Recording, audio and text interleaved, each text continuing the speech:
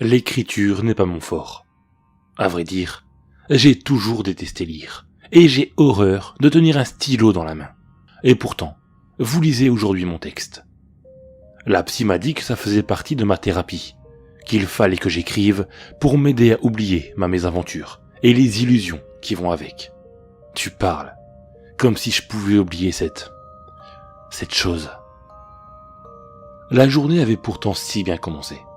J'avais réussi à convaincre Annie de me laisser une chance lors du bal du lycée. Mes potes Léo, Kevin et Stefano avaient prévu une sortie méga cool pour samedi prochain. Et l'anniversaire de ma petite sœur Myriam avait lieu ce soir.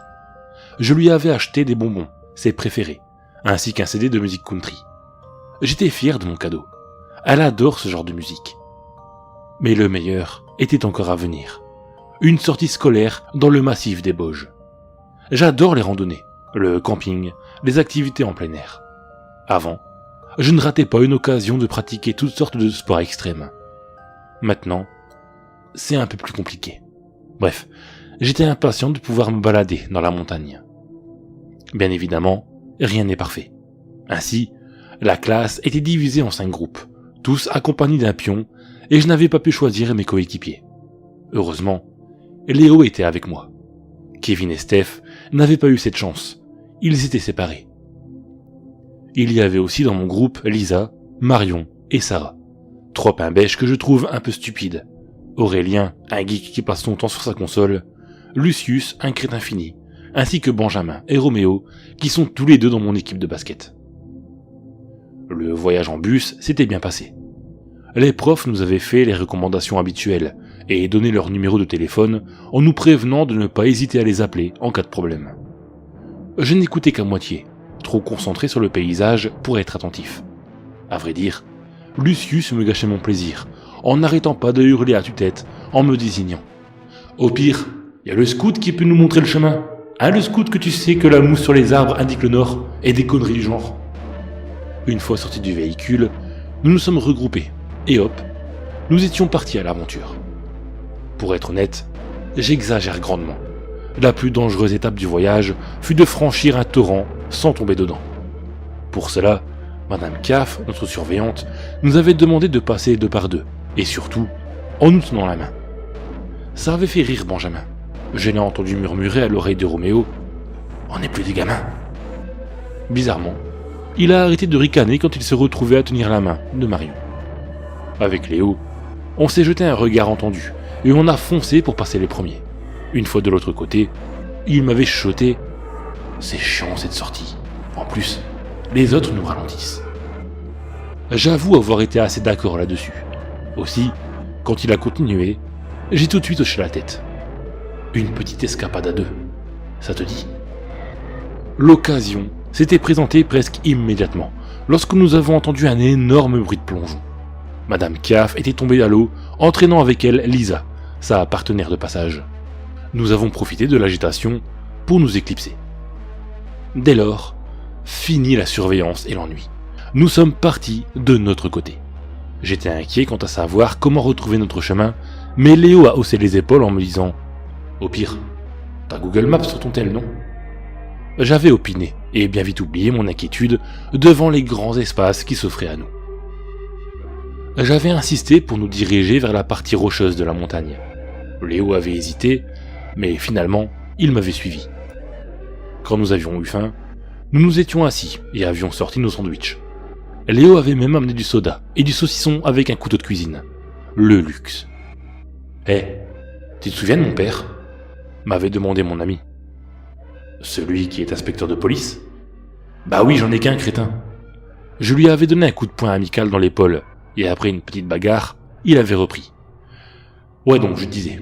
Mon père a travaillé sur un cas dans la région, il y a 6 ou 7 ans. Un orphelinat isolé dans les environs. Pourquoi construire un orphelinat dans ce trou perdu? Y a même pas de route, l'avais-je coupé. Léo adorait inventer, puis raconter des histoires à faire frémir les plus courageux. Il était doué, il faut l'avouer. Ah mais j'en sais rien moi, je fais que raconter. Bref, j'écoutais aux portes ce jour-là, donc je connais l'histoire dans les grandes lignes. Les adultes retrouvés morts, j'ai pas bien compris comment. Mais ça devait être dégueu. Un des collègues de mon père s'est mis à vomir quand ils ont sorti les photos. Et tous les enfants disparus mystérieusement. Tout ça à 2 pas d'ici. J'avais rigolé, et lui aussi, mais il semblait moins assuré que d'habitude. C'est alors que l'orage avait éclaté. Dans la montagne, le temps change très rapidement, et j'étais le premier à le savoir. Pourtant, j'ai suivi Léo lors de cette expédition. Putain, ce que je suis con. Putain Léo. Sale connard. Je suis désolé. Relecteur, je me suis mis à pleurer en écrivant, et j'ai fait ce que ma psy appellerait une rechute. En gros, je ne sais plus ce que je fais. Je délire à propos de ce que j'ai vécu. D'après ma mère, je me tape même la tête contre le mur. C'est vrai que j'ai mal au crâne. Je vais arrêter là. Écrire, ça ne fait rien de bien. Je devrais juste balancer ce torchon dans une poubelle. Je suis pas fier. J'ai pas tenu 3 jours. Étrangement, ça me manquait. Peut-être que la psy avait raison, et que ça m'a fait du bien d'écrire. Bref, l'orage a éclaté, et on était bien moins enthousiaste. À vrai dire, on pensait même à rentrer. Mais voilà, avec le temps, la brume s'était levée. Impossible de retrouver son chemin, même avec Google Maps. C'était peut-être pas une bonne idée de s'éloigner comme ça, ai-je hurlé pour couvrir le tonnerre. Je pense qu'il a opinié de la tête, mais avec le brouillard, on ne voyait pas plus loin que 2 ou 3 mètres. J'ai eu peur que l'on se perde de vue. Alors, j'ai sorti de mon sac une corde. Léo m'a regardé faire avant de siffler. Waouh, tu sors toujours avec la panoplie du parfait alpiniste sur toi? Du moins, je suppose que c'est ce qu'il a dit, vu que je n'ai rien entendu à cause de la tempête. Dans le doute, j'ai haussé les épaules. Il est vrai qu'avant cet événement, je ne sortais jamais dans la nature sans un couteau suisse, une corde robuste et un guide de survie. Question d'habitude. On s'est attachés l'un à l'autre et on a repris la marche. Au début, on se racontait des blagues afin de ne pas paniquer. Ensuite, ça a été le tour des derniers bottins au bahut. Puis, des histoires d'horreur. Puis, on s'est mis à parler en même temps, à se raconter n'importe quoi, même les infos les plus basiques. J'ai entendu Léo répéter 3 fois qu'il était allergique à la lavande. Et je sais que ce que je disais n'était guère mieux. À la fin, on ne faisait que s'appeler toutes les 30 secondes. Je pense que tout ce que nous voulions, c'était entendre la voix de l'autre, savoir qu'on n'était pas seul. Petit à petit, l'orage s'est effacé. Mais pas la brume. Ce n'est qu'après une demi-heure de marche environ que Léo a commencé à se comporter bizarrement. Dis, tu as entendu? A-t-il lâché brusquement. Ah, t'es lourd, mec. Arrête de vouloir me faire peur. Mais non, c'est sérieux, a-t-il répondu. J'ai voulu rire, mais mon ricanement s'est coincé dans ma gorge. La voix de mon ami était trop tendue pour que ce soit une blague. Alors j'ai lâché d'un ton presque assuré. Ah, ça doit être le vent sur les rochers. Je crois pas, a-t-il insisté. Sinon le brouillard aurait déjà dégagé. C'est la 5e fois que j'entends ça. Peut-être un tout petit peu de vent, une brise, ai-je fait sans trop y croire. Cela ne l'avait pas convaincu. Après un moment, je l'ai entendu aussi, un long gémissement plaintif, presque enjôleur. Pensant que cela n'était que mon imagination, je me suis mis à siffloter pour cacher ma peur. Presque immédiatement, un deuxième ululement a retenti, plus insistant, plus fort, comme pour me répondre. C'était bizarre, on ne savait pas exactement d'où ça venait. On aurait dit une sorte d'écho qui retentissait dans toutes les directions. J'ai sursauté, et un mouvement dans la brume m'indiqua que Léo avait fait de même. « Tu l'as entendu cette fois ?» m'a-t-il chuchoté. « Ouais. » ai-je répondu sur le même ton. « C'est super flippant. » Je n'ai rien répondu. « On devrait se casser d'ici, vite fait. T'imagines si ce truc nous trouve ?» À ce moment précis, un autre grognement a retenti, plus proche et plus agressif. Sauf que cette fois, je compris qu'il ne s'agissait pas d'une créature, mais de plusieurs créatures, hurlant à l'unisson. On a pété les plombs et on est parti en courant, gueulant comme des malades. Ce n'était pas une réaction appropriée, c'est sûr, mais nos nerfs avaient trop souffert de la pluie, du tonnerre, de la brume et des hurlements pour supporter davantage. Encore maintenant, je me demande ce qui se serait passé si nous n'avions pas détalé ainsi. J'étais en tête, mais je sentais Léo, derrière moi, qui courait aussi vite qu'il le pouvait, hurlant de terreur, saisi par la même terrible peur qui serrait mes propres entrailles. Je ne me souviens pas vraiment de la durée de notre course. Je me souviens juste que celle-ci s'arrêta brusquement lorsque mes pieds rencontrèrent le vide. Je tombais soudainement sans cesser de hurler, dans un abysse de ténèbres, entraînant Léo à ma suite. Ce qui me réveilla, ce fut la douleur. Une horrible douleur, telle que je n'en avais jamais ressentie auparavant, dans ma jambe droite. « Martin! Putain mec, tu vas te réveiller, oui ?» C'était Léo. J'ouvris les yeux. Là-haut, le soleil brillait de nouveau, éclairant une minuscule caverne à travers la crevasse béante dans laquelle nous étions tombés. J'étais sur une plateforme quelque peu surélevée, allongée. Je jetai un coup d'œil à ma jambe douloureuse. J'avais vu suffisamment de blessures sportives pour savoir qu'elle était cassée. Mais où était Léo ? « Martin, s'il te plaît, réveille-toi !» La voix provenait d'en dessous de moi. Je baissai la tête pour voir. À peine quelques centimètres en dessous se trouvait mon ami. Lui aussi était assis sur une plateforme liée au fond de la crevasse par une pente douce. Un large sourire de soulagement éclaira son visage lorsque je croisai son regard. « Ah putain mec, tu m'as fait une de ces peurs. T'es resté évanoui au moins une bonne heure. » Je tentais vainement de rassembler mes esprits, malgré la douleur. J'ai mal partout. J'ai peur de bouger. J'ignorais cette plainte, concentré sur les battements de mon cœur. Si ça continuait à ce rythme, je risquais de faire une putain de crise cardiaque. J'ai paumé mon téléphone lorsque je courais.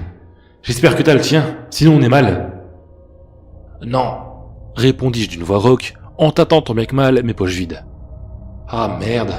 Attends, il est peut-être dans la grotte. Fatigué, abasourdi par la douleur, je fermai de nouveau les yeux. J'entendis des bruits de verre cassé quand il bougea. Vieux, j'espère que tes parents sont pas trop à cheval sur l'argent. Autrement ils vont te tuer. Je suis assis sur ton téléphone. Léo, je crois que j'ai une jambe cassée. Ah putain, merde. T'inquiète, on va sortir de là. Merde, paniqua-t-il. Il jura encore un moment, et j'entendis des bruits de mouvement plus bas. Manifestement, il se passait les nerfs sur quelque chose. Et toi, rien de cassé ? Lâchai-je les dents serrées. Non, rien, m'assura-t-il. Mais j'ai mal partout. Je n'avais toujours pas ouvert les yeux, si bien que je ne faisais qu'entendre Léo jurer, et chercher dans son sac quelque chose d'utile. On pourrait utiliser la corde pour remonter, proposa-t-il. Trop courte, et avec ma jambe cassée. Ah, de toute façon, ça faisait longtemps qu'on est dehors. Ils ont déjà dû appeler les secours, et ils vont nous retrouver bientôt. Tenta-t-il maladroitement pour me rassurer. Il lui fallut un moment pour aborder le sujet qui nous inquiétait tous les deux. Dis Martin, tu crois que les créatures de dehors sauront nous retrouver ? Je ne répondis pas. Un dérangeant silence s'était installé et durait depuis maintenant plusieurs heures. Durant cette période, qui fut pour moi un véritable calvaire, tant la souffrance était présente, me faisant souvent sombrer dans des états de mi-conscience, aucun secours ne se présenta. Léo avait fait l'inventaire de ce qui nous restait de notre festin dans la nature, ainsi que tout ce qui pouvait être utile, dont le couteau de cuisine qui nous servirait d'arme contre un éventuel agresseur. L'ambiance aurait presque pu être calme, tant le silence autour de nous était constant. Si ce n'était ce malaise que nous ressentions au plus profond de nous. C'est à cause de ce silence que j'ai capté le premier, le retour des gémissements, faibles et lointains, mais curieusement réverbérés. Cela me glaça le sang. Cet écho ne pouvait signifier qu'une chose. Les créatures nous avaient rejoints dans ce terrain. Peut-être même ne les avaient-elles jamais quittés. Peut-être nous étions-nous précisément jetés dans leur antre. Lorsque je fis part de ma réflexion à Léo, je vis son visage blanchir. Ok, On garde notre calme. Si elles ne nous entendent pas, elles ne nous trouveront pas. Je ne partageais pas l'espoir de mon ami, et j'avais raison. La nuit était tombée, lorsque Léo remarqua que les bruits se rapprochaient. Bientôt, un immonde bruit de succion accompagna les plaintes, qui devinrent plus fortes, insistantes. Je croyais même avoir distingué les phrases. Ce manège infernal, cette attente, dura jusqu'à ce que les bruits se fassent tout proches. Léo me murmura, d'une voix saturée par l'horreur. « C'est juste dans le coin, là-bas. » Quelques secondes plus tard, nous vîmes la menace. La lune était ronde, pleine, et les étoiles lumineuses, si bien que nous aperçûmes pleinement la chose. C'était quelque chose d'atroce, quelque chose que l'on ne peut décrire sans ternir toute l'horreur qui s'empare de vous quand vous l'observez. Il n'y avait pas plusieurs créatures. Il n'y en avait qu'une, si l'on peut dire. Une monumentale masse de chair sanguinolente se dirigeait vers nous, indistinguable ensemble de plusieurs corps humanoïdes. Des bras, des jambes, des pieds, des yeux, des bouches, parfois même des têtes, émergeaient de l'abominable amas boursouflé qui en était le centre. Et ces êtres marmonnaient des phrases, pour la plupart incompréhensibles. Léo et moi, nous hurlâmes de concert. À nos cris de terreur, la créature sembla répondre par une accélération de son rythme de marche, par de gémissements plus forts, plus enjôleurs et plus plaintifs que jamais. Elle se dirigea droit vers nous, déplaçant son infâme corps sur les parois rocheuses. C'est fou. Je me souviens des phrases que les êtres psalmodiaient. Je me souviens de leur voix rauque et sourde. Je me souviens avoir réalisé avec horreur que c'étaient des voix d'enfants. Rejoignez-nous, rejoignez-le. Il est là la mère, elle est le père. Nous sommes ensemble qu'il est. Il est elle qu'il devrait être. Rejoignez-nous, rejoignez-le. Nous sommes orphelins et parents. Des cris de douleur et des plaintes terribles accompagnaient ces phrases terrifiantes. La créature ne pouvait m'atteindre. Elle était trop petite. C'est pour ça que j'ai hurlé à Léo. « Grimpe! Grimpe !» Je vis qu'il avait saisi le couteau de cuisine. Il se tourna vers moi en pleurant. Je ne devais pas être mieux. Derrière lui, la créature avançait à toute vitesse. Je lui tendis la main, qu'il attrapa aussi rapidement qu'il put. Aussitôt, la douleur dans ma jambe me fit me crisper, et je le lâchai. Il retomba sur sa plateforme avant de se relever vivement. « Encore une fois !» lâchai-je les dents serrées. Il m'attrapa la main et commença à grimper, ses dents des appuis sur la paroi. J'avais tellement peur qu'il me fasse tomber avec lui, ou que la créature ne parvienne à l'attraper. Il était à moitié sur ma plateforme, quand, brusquement, il lâcha un cri de douleur atroce. Inhumain. Je ne mis qu'un moment pour comprendre.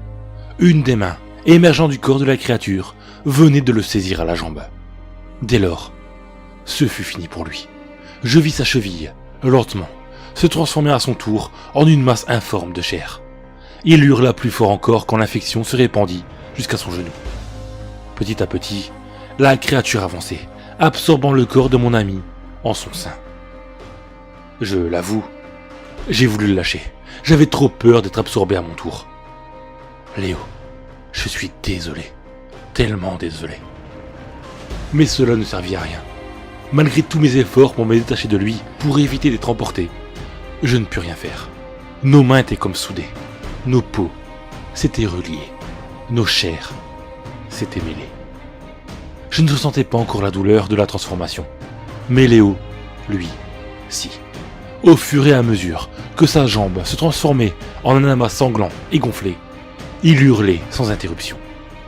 Soudainement, il se tut et posa sur moi un regard que je ne lui avais encore jamais vu, de la terreur pure, de la douleur. Il commença lui aussi à chuchoter. Il est moi, je suis lui, ensemble, pas de pièces détachées, nous, plus jamais seul. Il cria soudainement. Non, arrêtez, stop! Le flot de larmes avait doublé sur son visage, et je ne pouvais que le regarder souffrir ainsi. Il arrêta de nouveau de se lamenter, et reporta son attention sur moi. Ses yeux étaient emplis d'une sorte de compassion, mêlée à une folie indéniable. Oh, pouvoir toi être aussi, comme je suis les autres. Mais tu ne veux pas, non, tu ne veux pas.